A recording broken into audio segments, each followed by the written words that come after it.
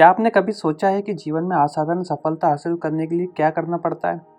मैं इस बारे में आपके साथ उस रहस्य को साझा करने के लिए हूँ, जिसने अनगिनत व्यक्तियों को अपनी सीमाओं से उभरने और अपनी पूरी क्षमताओं को अनलॉक करने में मदद की है। इस विशेष वीडियो में आपका स्वागत है, जहाँ हम the magic of thinking big पुस्तक के कालातीत ज्ञान पर गहराई से विचार करेंगे। एक ऐसी दुनिया में जो अक्सर हमें छोटा सोचने और सामान्यता के लिए समझौता करने के लिए प्रोत्साहित करती है। The magic of thinking big पारंपरिक ज्ञान को चुनौती देता है और हमें सीमाओं को आगे बढ़ाने, नए अवसरों को अपनाने और पहले से कई ज़्यादा बड़े सपने देखने के लिए प्रेरित करता है। इस वीडियो में हम आपको इस असाधारण पुस्तक के आकर्षण, उदाहरण और मुख्य पाठों से भरा एक अत्यधिक विस्तृत सारांश प्रदान करेंगे। तो आइए समय बर्बाद न करें और शुरुआत करें।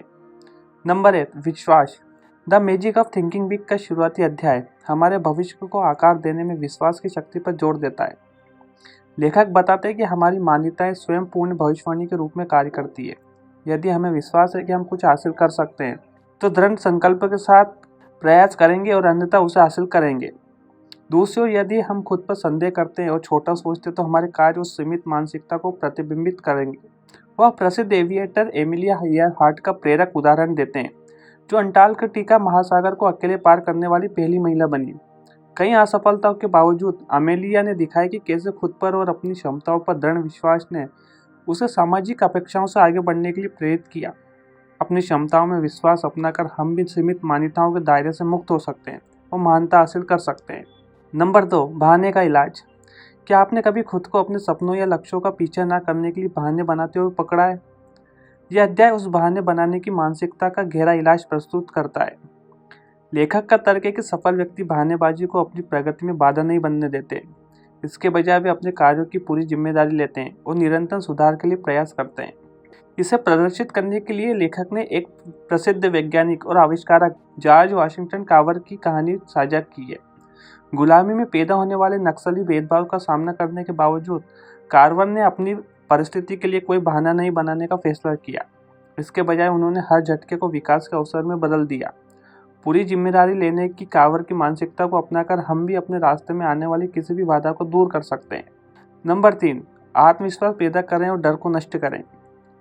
आत्मविश्वास और डर दो विरोधी ताकतें हैं जो अक्सर जीवन में हमारी सफलता या विफलता का निर्धारण करती है।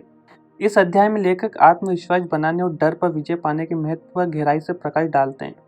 वह इस बात पर जोर देते हैं कि सफलता उन्हें मिलती है जो न केवल बड़ा सोचते बल्कि साहसपूर्वक और आत्मविश्वास से कार्य भी करते रहते हैं। इस अवधारणा को सुदृढ़ करने के लिए लेखक ने हमें विजुअलाइजेशन तकनीकों से परिचित कराया है, जो हमारे आत्मविश्वास को बढ़ाने और डर को खत्म करने में मदद कर सकती है। विभिन्न परिदृश्यों में खुद को सफल होने की कल्पना करके हम आत्मसंदेह को खत्म करके और अपनी वास्तविकता क्षमता को जगाने के लिए दिमाग को फिर से तैयार कर सकते हैं। इसके अतिरिक्त महान मुक्केबाज मोहम्मद अली की प्रेरक कहानी इस बात का उदाहरण देती है कि कैसे आत्मविश्वास निरंतर कार्रवाई के साथ मिलकर असाधारण उपलब्धि को जन्म दे सकता है।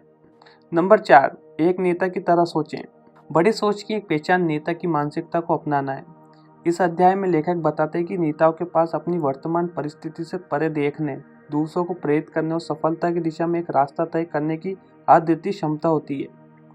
लेखक हमारे व्यवसाय या स्थिति की परवाह किए बिना नेतृत्व कौशल विकसित करने के महत्व का वर्णन करते हैं। एक नेता की तरह सोचने से हम समस्याओं को सुलझाने, अच्छे निर्णय लेने और अपने आसपास के लोगों को प्रेरित करने में अधिक कुशल हो जाते हैं।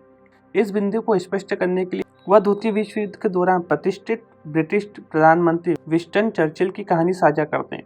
चर्चिल की जीत में अटूट विश्वास और राष्ट्र को एकजुट करने की उनकी क्षमता ने एक नेता की तरह सोचने की शक्ति को प्रदर्शित किया है। नंबर 5, अपने आसपास के लोगों को सशक्त बनाएं। बड़ा सोचना न केवल व्यक्तिगत सफलता के बारे में बल्कि हमारे आसपास के लोगों को महानता हासिल करने के लिए सशक्त बनाने के बारे में भी है। इस अध्याय में लेखक प्रोत्साहन, मान्यता और वास्तविक समर्थन के माध्यम से दूसरों पर पड़ने वाले महत्वपूर्ण प्रभाव पर प्रकाश डालते हैं। वह हमें द बिग थिंकर वोकैबुलरी की अवधारणा से परिचित कराते हैं, जो दूसरों को प्रेरित करने और उनका उत्थान करने के लिए अपने शब्दों को सावधानीपूर्वक चुनने के महत्व पर जोर देते हैं। इस दर्शन को अपनाकर हम अपने सहकर्मियों, मित्रों, परिवार को बड़ा सोचने और उल्लेखनीय चीजें हासिल करने के लिए प्रेरित कर सकते हैं। दोस्तों, यहाँ हमने डेविड स्वार्ट्ज द्वारा लिखित the magic of thinking big के इस अत्यधिक विस्तृत सारांश के अंत तक लाते हैं। हमने विश्वास बहानों पर काबू पाना, आत्मविश्वास बनाना, एक नेता की तरह सोचना और अपने आसपास के लोगों को सशक्त बनाना जैसे आवश्यक विषयों का पता लगाया।